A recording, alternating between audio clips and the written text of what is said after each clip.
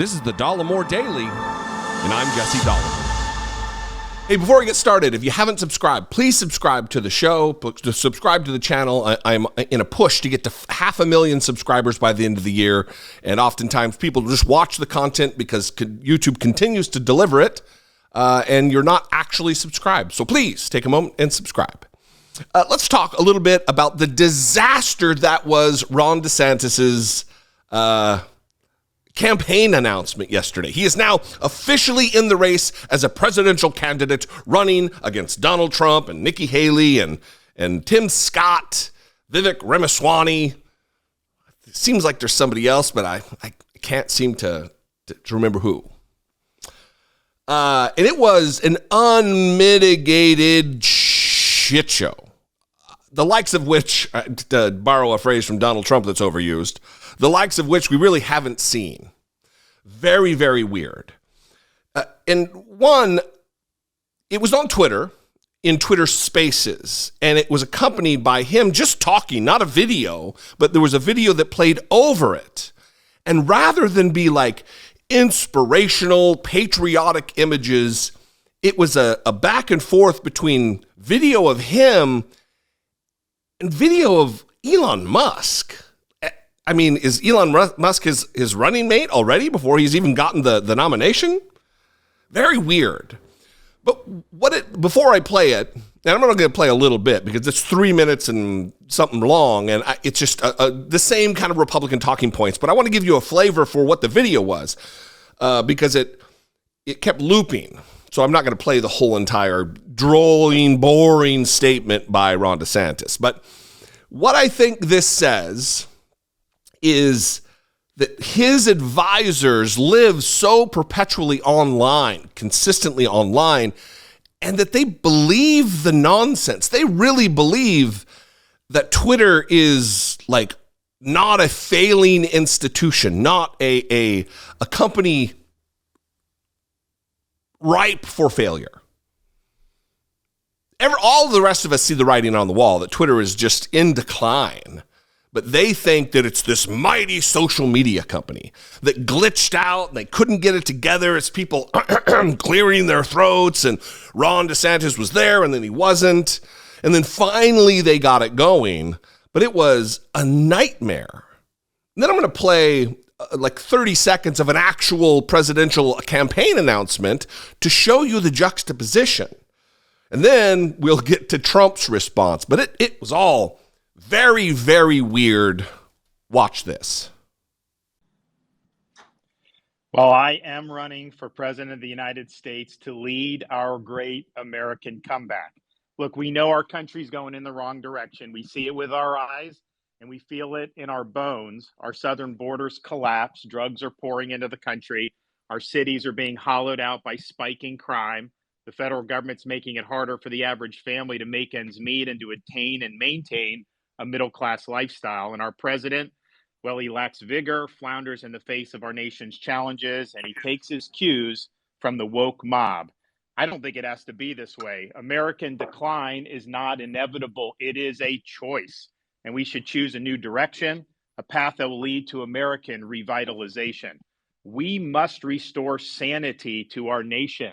This means embracing fiscal and economic sanity. Stop pricing hardworking Americans out of a good standard of living through inflationary borrow, print, and spending policies. And please embrace American energy independence. This also means replacing the woke mind virus with reality, facts, and enduring principles. Merit must trump identity politics.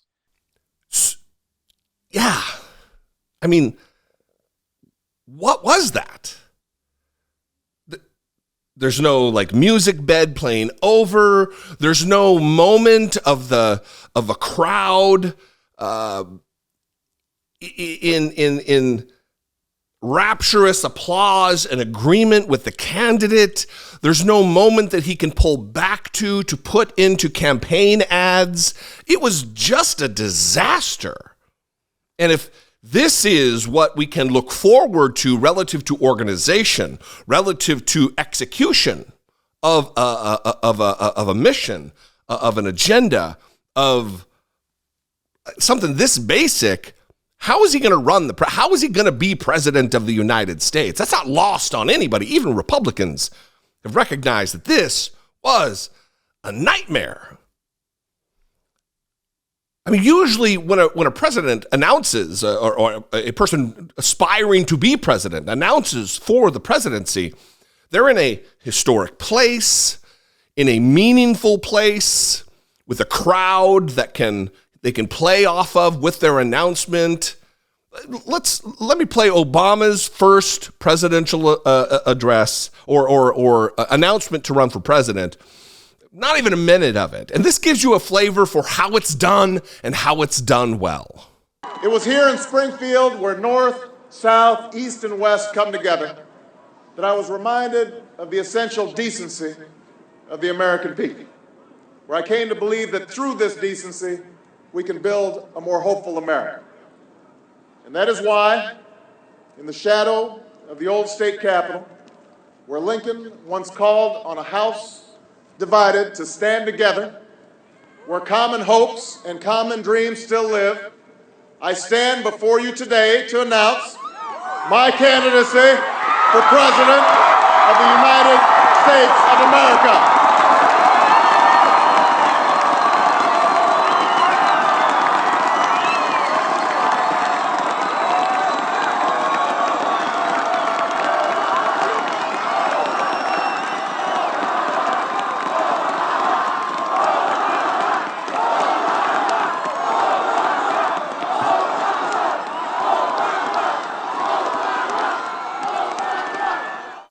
Well done. And that was almost 16 years ago or so. I mean, that was 2007. There's a formula here that you should follow, Ron DeSantis. I mean, inside your meatball brain, you're not getting it figured out. You're relying upon the wrong staff, which is problematic because if you do become president, we expect you to surround yourself by the right staff. Donald Trump took advantage of this on Truth Social. He posted this very strange tweet talking about how he's going to be friends with Kim Jong-un or something. He said, Rob, called him Rob, my red button is bigger, better, stronger, and is working truth. He's talking about the difference between Truth Social and Twitter. Yours does not. Per my conversation with Kim Jong-un of North Korea, soon to become my friend. What? And this is the other guy. This is the leading candidate for president of the United States. If there ever has been a need for someone of any capability whatsoever to run for president for the Republican Party, right now is that moment. You've got the brain-addled freak Donald Trump talking about becoming friends with a violent, genocidal maniac. And then you got Ron DeSantis, who can't even execute a basic campaign announcement. That's back and forth, on and off between him and the richest man in the world, Elon Musk, who has nothing to do with the campaign whatsoever, ostensibly. And Donald Trump also posted this and attack ad on DeSantis in true normal campaign fashion that he posted from Rumble to True Social. Watch this. The Washington established politicians like to talk about how they can be just like Donald Trump. The truth? There's only one Donald Trump. Only one who gave us the largest tax cuts in history, who gave vets the health care they deserve, and stood up to China and protected your job.